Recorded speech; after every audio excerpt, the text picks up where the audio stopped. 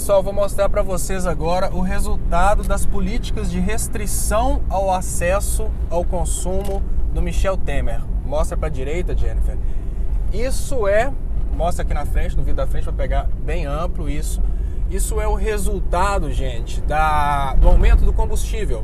Os caminhoneiros já estão começando novas greves por causa do aumento do combustível. E eu gostaria que vocês ficassem para vocês terem uma ideia do tamanho dessa greve, para vocês terem uma ideia do tamanho do prejuízo que o Brasil vai ter, exatamente porque o presidente está querendo descontar os erros administrativos dele nas costas de quem trabalha. O caminhoneiro que costuma ganhar aí mixaria por frete, o cara agora ele tem que deixar praticamente o dinheiro todo no combustível. Vocês lembram que há 2 anos atrás o diesel estava por volta de 2 e pouco, agora o diesel está chegando a R$4. Parece absurdo, mas é um aumento que reflete em toda a cadeia de suprimentos.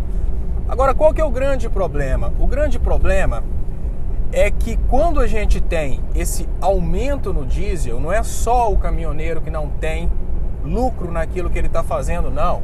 É lógico que o preço do frete aumenta. Se o preço do frete aumenta, o preço de absolutamente tudo que a gente tem dentro do país aumenta junto. E é engraçado que na semana passada, segura na mão, Jennifer, para não tremer muito, levanta assim. É engraçado que na semana passada eu fiz um vídeo falando sobre a inflação, né, e o governo Temer comemorando que não existe inflação, no entanto os combustíveis aumentam praticamente todos os meses. E aí vem uma parte de política estratégica que explica muito bem o que está acontecendo no Brasil. Aos poucos o Brasil está terceirizando, ou seja, mandando para fora do Brasil a parte relacionada à produção do diesel. Nós temos que concordar que nós brasileiros somos sim autossuficientes em termos de quantidade de petróleo, mas à medida que o Temer vai trabalhando no sentido de fechar as nossas refinarias, à medida que a Operação Lava Jato vai baqueando as empresas nacionais e as refinarias brasileiras vão fechando, mais e mais o Brasil vai ficando dependente do refino internacional. O aumento da produtividade, o aumento do consumo no Brasil incentivou a construção de novas refinarias. Aí a Operação Lava Jato começou, para conseguir tirar o PT do poder, atacar as refinarias, falando que as refinarias eram mau investimentos. Só que agora o que a gente nota é que a gente não tem uma quantidade de diesel suficiente para a demanda interna. Prova disso é que a gente tem aumento consecutivo. Se a gente tivesse uma quantidade excessiva de produção no diesel, ou seja, se a gente tivesse uma alta capacidade de refino conciliada com uma alta capacidade de extração do petróleo, uma coisa que o Brasil estava buscando antes do fenômeno Operação Lava Jato, com certeza hoje a gente estava vivendo uma realidade diferente. Aqui acabou um lado Aqui é onde acaba um lado, mas não acaba a greve. O outro lado também está lotado. O pessoal marcou isso aqui como ponto central e, de certa forma, a gente tem vários quilômetros e a promessa é que a gente tenha ainda muito mais pessoas aderindo a essa greve. E o que é o mais importante, gente? Essa greve não é uma greve dos caminhoneiros.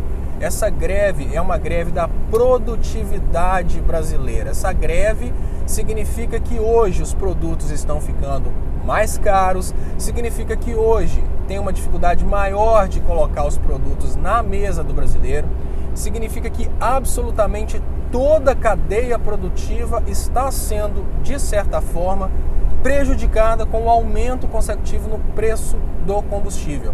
Aí existe a crítica liberal que fala que a gente precisa, de certa forma, deixar que os preços se regulem. O governo não deve agir no sentido de propiciar uma maior capacidade de produção do diesel dentro da nação. Se o governo não for agir para cuidar para que a gente tenha maior disponibilidade de combustível, o que significa maior disponibilidade, significa menor preço, para que serve, sinceramente, o governo? O governo serve só para negociar voto do presidente com deputados para o presidente não ser processado?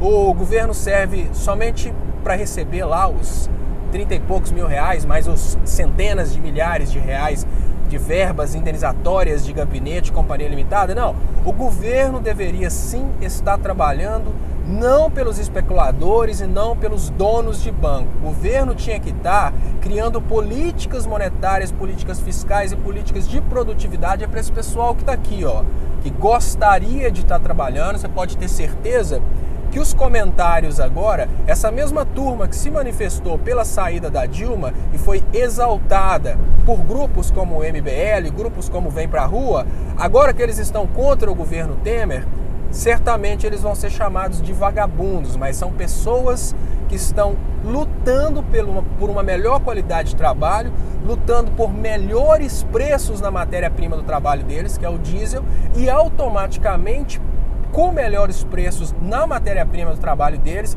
eles têm condição de gerar muito mais competitividade no mercado e proporcionar muito mais produtividade para a indústria nacional. E quando a gente pensa em produtividade na indústria nacional, gente, a gente pensa em mais coisa na nossa mesa, mais coisa na nossa casa, mais qualidade de vida para todo mundo. Isso aí é o resultado do investimento, né, do Temer em políticas que privilegiam bancos, políticas que privilegiam o refino do petróleo fora do Brasil, políticas que privilegiam, de certa forma, o capital internacional no controle das nossas atividades produtivas. Então, o que é muito importante nesse momento? A gente vive uma realidade hoje em que, infelizmente, o Brasil não apenas está vendendo o petróleo, o Brasil não apenas está vendendo a matéria-prima que serve para o trabalho daqueles caminhoneiros que estão parados, como o Brasil interrompeu a construção de novas refinarias, o Brasil interrompeu a construção das refinarias que foram ampliadas, projeto ampliado, logo após a descoberta do pré-sal, e o Brasil não interrompeu por motivos simples, o Brasil interrompeu por motivos políticos. Por quê? Porque eram projetos de um governo de esquerda, e o governo Temer queria atacar esses projetos, o governo Aécio Neves, através da Operação Lava Jato, queria atacar esses projetos para ligar esses projetos a práticas de corrupção. Com o argumento da corrupção, eles venderam o pré-sal. Com o argumento da corrupção, eles interromperam a construção de novas refinarias. E com o argumento da corrupção, o nosso petróleo está sendo vendido para fora, refinado para fora. E o que volta para esses caminhoneiros que estão parados aí, ó, é um combustível cada vez mais caro. O Brasil tinha que estar refinando 100% do diesel no território nacional. Em contrapartida, o Brasil agora está desativando as nossas refinarias, o Brasil está vendendo as refinarias que a gente tem como patrimônio nacional, as que estavam em construção foram interrompidas, as construções, e agora a gente tem uma quantidade menor do diesel nas mãos de quem precisa do diesel para trabalhar. E não pensem vocês, por favor, não pensem vocês que isso é um prejuízo exclusivo dos caminhoneiros e carreteiros. Isso é um prejuízo meu, isso é um prejuízo seu, isso é um prejuízo nosso. Porque com o diesel mais caro, toda a cadeia produtiva brasileira toma prejuízo. Com o diesel mais caro, todo brasileiro compra produtos mais caros. A diferença é que para os milionários, um pequeno aumento na taxa, no consumo com alimento, um pequeno aumento no combustível não faz diferença nenhuma. Mas para 99% dos brasileiros, que são pessoas que realmente trabalham, esse aumento vai fazer muita diferença. Então eu acho que agora o Brasil inteiro deveria seguir nesse caminho tomado pelos caminhoneiros, que é parar o Brasil, ou o golpe cai e eles devolvem o Brasil para os brasileiros, ou então o Brasil para, porque sinceramente não existem armas suficientes para escravizar uma quantidade de 207 milhões de pessoas. Vamos cair na real. Nós somos brasileiros que, pelo menos de direito, somos livres. Agora o que a gente tem que fazer é que a nossa liberdade se torne uma liberdade de fato. É parar de trabalhar enquanto o golpe não cair. E é o que eu posso falar, sinceramente. Eu fiquei abismado de encontrar o diesel a R$4 aqui na região de Belo Horizonte.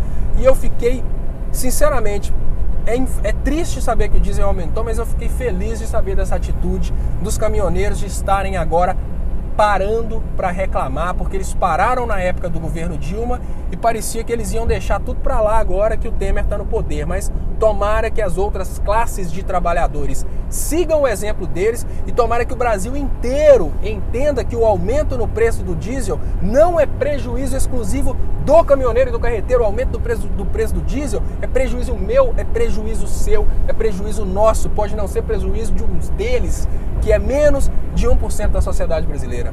Muito obrigado, pessoal. Estou indo para São Paulo, espero fazer o Léo ao Quadrado hoje um pouquinho mais tarde, mas eu espero estar por lá e até daqui a pouco.